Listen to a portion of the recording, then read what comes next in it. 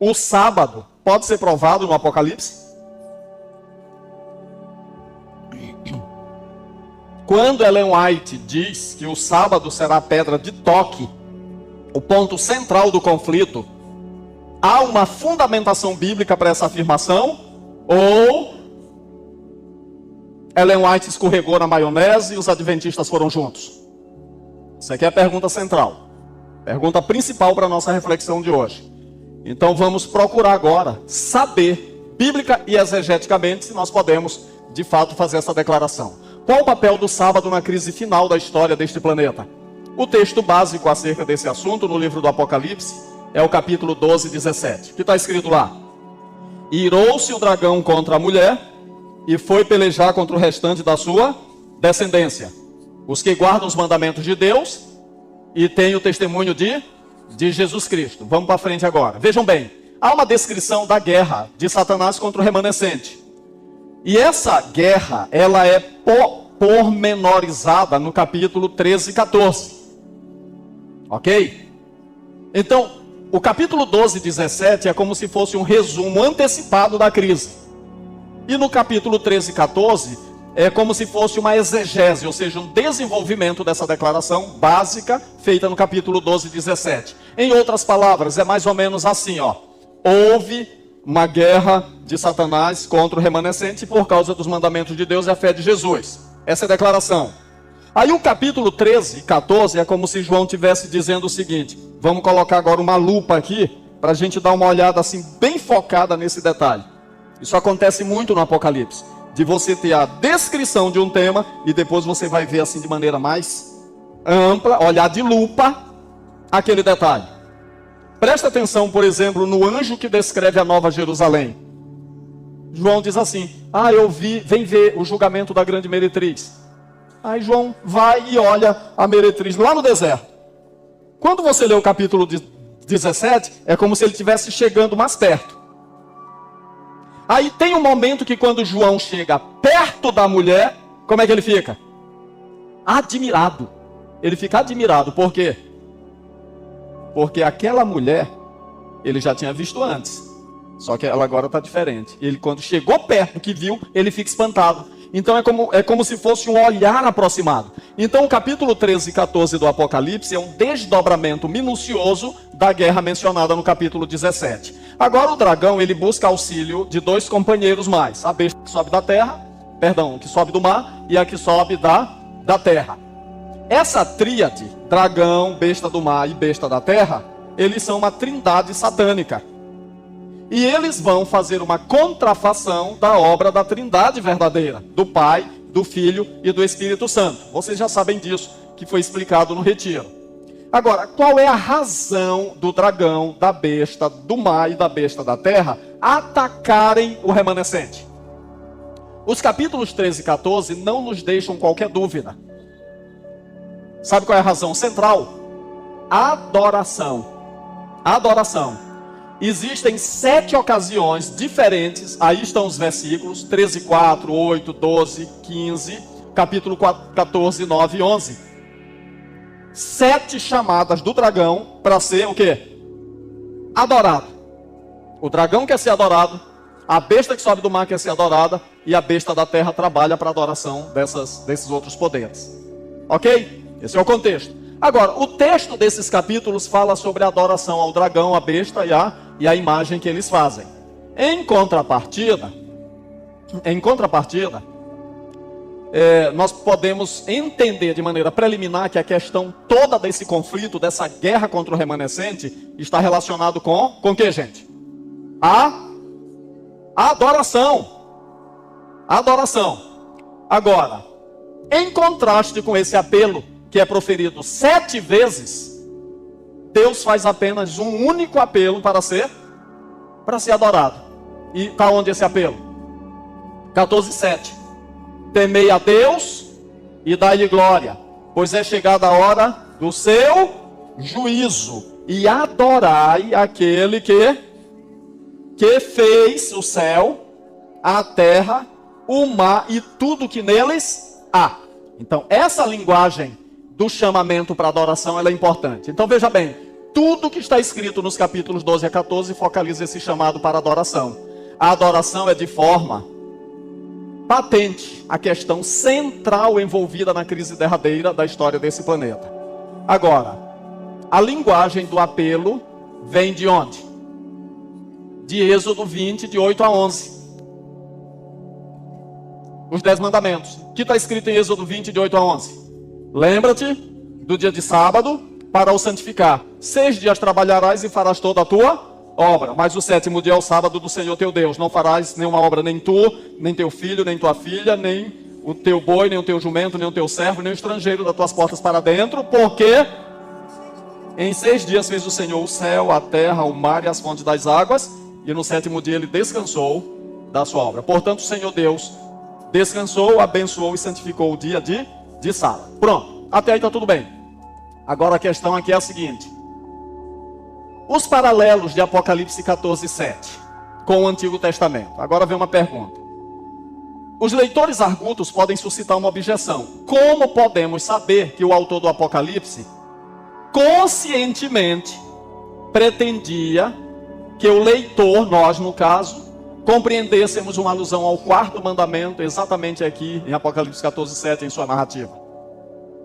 João está, de fato, aludindo a Êxodo 20, ao 4º mandamento? Sabe qual é a razão da pergunta? É que se você ler o Salmo 146, verso 6, quero ler aqui para vocês, rapidão. Eu estou já ali espremido pelo tempo.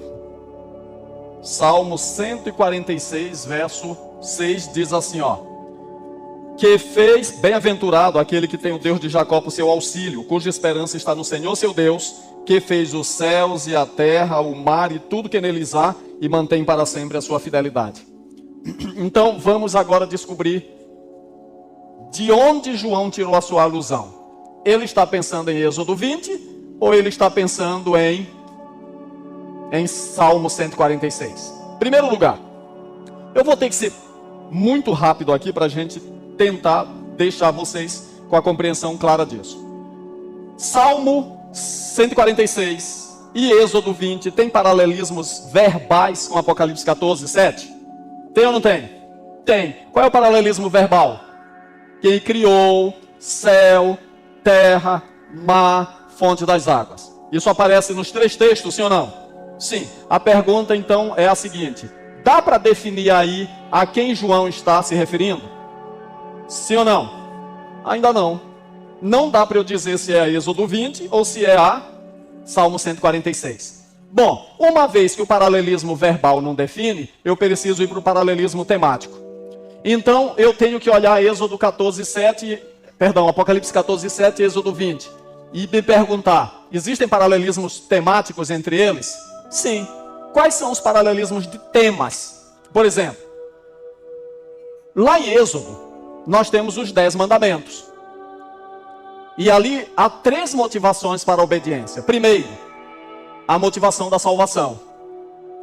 Eu sou o Senhor teu Deus que te tirei da casa do Egito, da terra da servidão. Isso é salvação. Salvação. Aí depois vem a obediência, né? A obediência, ok?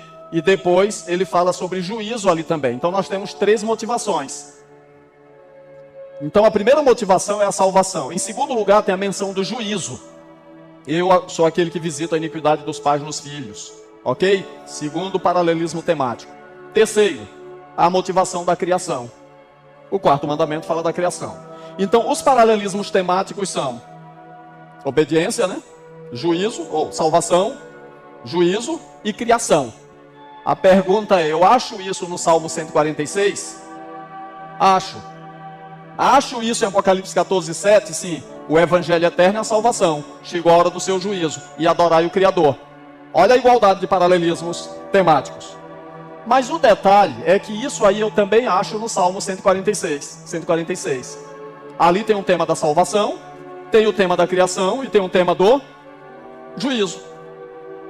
Agora eu faço a mesma pergunta. Dá para definir até aqui a quem João está aludindo? Ainda não. Porque eu tenho igualdade verbal e igualdade temática. Então só me resta uma alternativa. Buscar o quê? Paralelismos estruturais. Os paralelismos estruturais. E aí eu leio o seguinte: examinemos agora a evidência estrutural de Apocalipse 12 a 14. Então o que eu tenho de cara ali? Os 10 mandamentos. Os 10 mandamentos, dos quais Êxodo 20, 11 é uma parte. E eles parecem ser a estrutura principal subjacente a toda essa seção do Apocalipse. Por que o dragão está irado contra o remanescente? Vamos lá, gente. Porque o remanescente guarda o quê? Os mandamentos de Deus e tem a fé de Jesus, ou o testemunho de Jesus. Então, o remanescente tem essas características. Tá aí, ó. Agora, a questão aqui não envolve os mandamentos de uma forma indiscriminada. O ponto nevrálgico dessa perseguição do dragão é por causa da adoração. Eu estou dando para vocês o contexto de Apocalipse 12 a 14. Então, os mandamentos da primeira parte da lei de Deus, eles estão relacionados com a adoração? Sim ou não? Sim ou não? Sim. Em Apocalipse 12 a 14, os mandamentos não aparecem de uma forma indiscriminada. Aparecem numa sequência. Aí o que o dragão faz? Ele faz uma contrafação, não apenas da Trindade. Ele faz uma contrafação também da primeira parte da lei de Deus. Por exemplo, o dragão quer ser adorado. Isso é contrafação do primeiro mandamento, que diz o quê? Não terás outros deuses diante de mim. Daqui a pouco ele manda levantar uma imagem para a besta. Isso é contrafação de que mandamento? Do segundo, que diz: não farás para ti imagem de escultura. Daqui a pouco a besta abre a boca em blasfêmia, escancara falando blasfêmia. Isso é transgressão do quê? Do terceiro mandamento, que diz: não tomarás o nome do Senhor teu Deus em vão.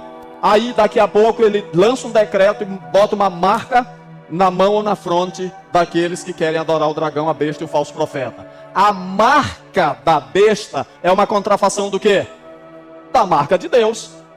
Então você percebe que há uma sequência intencional nas ações do dragão contra a primeira tábua da lei de Deus? Dá para perceber isso claramente aí no capítulo 12 a 14. Agora, querido, uma coisa curiosa. Eita, o tempo acabou. Os tabletes que continham os antigos pactos, eles eram lacrados com selos estampados sobre eles. Tais selos eram um sinal de propriedade e autoridade. Uma vez que o decálogo segue a forma desses antigos tabletes do concerto, ele também tem um selo de propriedade e autenticidade estampado sobre ele. E o selo de Deus, seguindo o modelo dos concertos hititas, está no quarto mandamento. Ok? O quarto mandamento é o modelo do selo de Deus para o seu povo.